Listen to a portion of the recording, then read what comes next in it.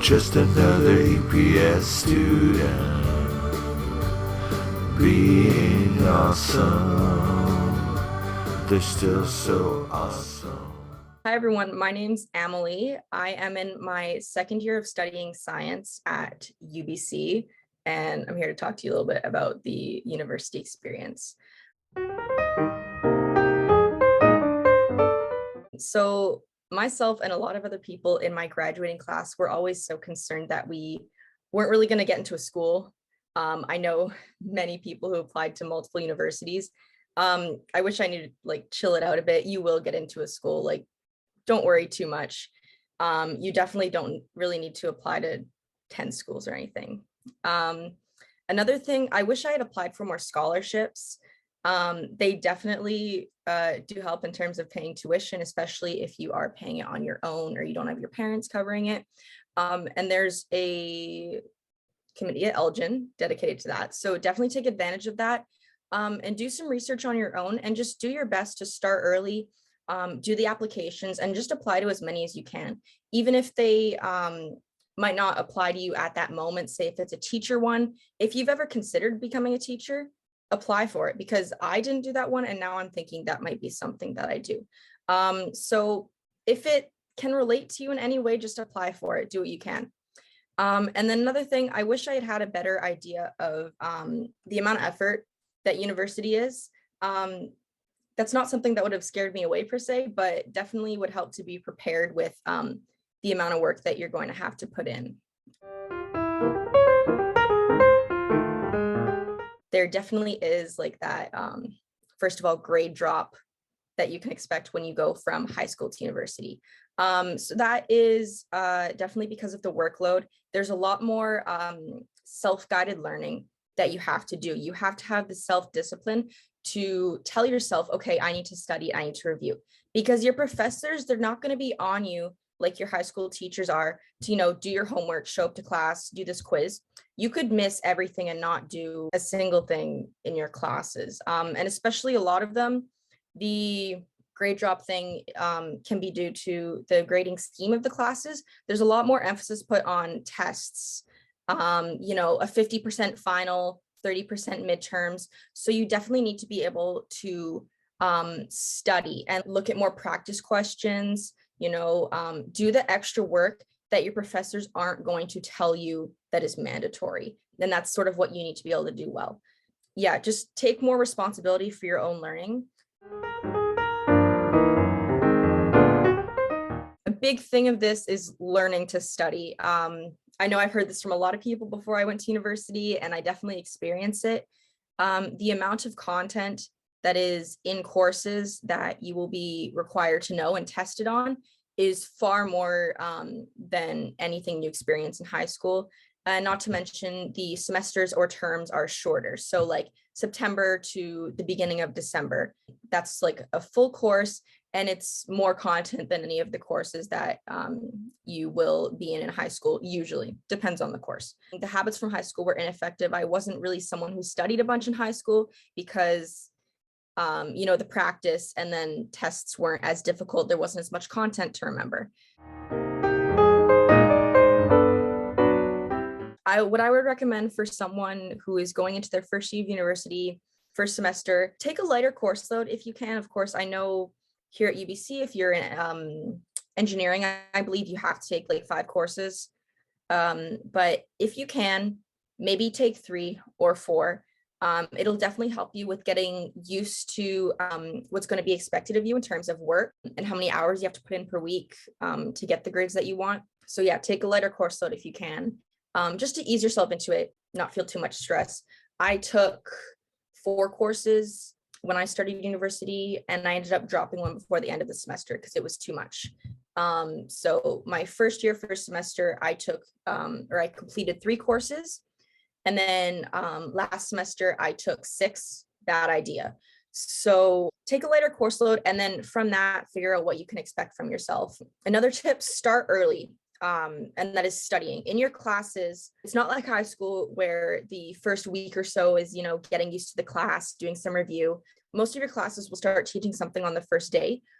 And especially with online university, it's really easy to, miss a class and say, oh, I'll watch it later because it's recorded. And then before you know it, you're 2 weeks behind, 3 weeks behind. And as I said before, it's a lot more content than high school. So it's pretty difficult to catch up. So do your very best to stay on top of the workload and not just attending your classes, but do the work, do the homework if you can, do extra practice questions when you have time, because that's really going to help you in remembering and knowing the material when you go into a test and not having to cram the night before. Another tip I have is have some self-compassion, be kind to yourself, like reward yourself for studying. It's going to be a bit more work than what you did in high school, but be nice to yourself, reward yourself for that. And if you don't do as well on a test, I've definitely failed my first test in university. I never did poorly in high school, but I've had my fair share of not great grades in university, so forgive yourself, use the resources that are available to you. At UBC, we have the Alma Mater Society. They offer counseling, mental health services. Those can be really important for, surviving the semester. And they do offer tutoring for classes. It's free. There's like group tutoring. So take advantage of what's offered to you, because the university is really there to help you. And I don't know many people that do use these resources, but they're definitely helpful if you can. And in terms of the mental health thing or any issues you have with keeping up and being able to do the work, I do want to point out the Center for Accessibility at UBC. I'm sure other universities have their own version of it. It's to accommodate students who have prolonged illnesses, whether it's like a learning disability or, maybe an anxiety disorder. If you have like medical documentation of that, you can take it to them and you can get accommodations for, your tests and your courses. For example, you don't write the exam in the massive gym where everyone else is. You can write it in a separate room with smaller amount of people. If you have ADHD, they offer you extended time to make up for that. So really, they're there to support you. So just do a quick search. You can look on the UBC website or whatever university you're going to and see what they have to offer. Another tip, make friends and take breaks. Don't spend your 4 months doing nothing but studying. That's really hard on a person. So join clubs if you can. I know I was definitely scared to join clubs when I started here, but I'm in a few now, and it's a great way to make friends. And there's not tons expected of you. For most of them, they don't even really have weekly meetings. They just have events every few months, and you're considered a part of that club. You just pay the fee and you go. You can make friends in your classes. People are very friendly, and make an effort to keep in touch with them, not just friends from high school, but your new friends, because you can study with them. You can go out together. It's a really good way to keep your mental health good, and also, not spend 24 hours a day studying. I had 2 choices here at UBC. The first one was applied biology. I found out about that late March, early April, but that wasn't my first choice. So I got into my first choice, which was Bachelor of Science, early May. And one thing I do want to stress here is that a lot of universities may not offer your decision until later, depending on your grades and stuff, or their space. So with your maybe top university or the top 2, apply for housing before your choice. For most of them, it might be like a $50 fee. UBC was $50, but I only applied for housing after I got in, and that's past the deadline. And of course, that was not useful because it was online university anyways, and I didn't actually go. But just look at housing, because you don't want to be, for example, if you wanted to go to Toronto and you applied for housing late or even past the deadline and you're way up on the wait list and you have to go and find, an apartment or something that's not your first choice to live in, because you're going to university. So apply for housing, make sure you do that. So mainly my life just evolves around school. I haven't taken on a job or anything because it's really hard to manage with my workload. And for me, I can't really manage, a job when doing like 5 or 6 courses. I'll probably look at getting one this semester, but I've just been doing what interests me, which is school. Yes, two of them are actually my roommates. I live in a quad apartment, so I have my own bedroom. All of my roommates have their own bedroom, so I have three other roommates, and then we share a kitchen and a living area.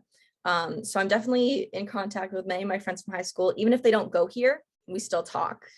So yeah. So one thing I can stress for residents is, again, responsibility and taking care of yourself. I know you've probably heard of the freshman 15, not eating as well as you may have at home, which is definitely something that you fall back on when you spend a lot of your time studying and you don't necessarily have the ability to go and, like eat salad every day, which you shouldn't do. But learn to cook for yourself and learn to rely on yourself.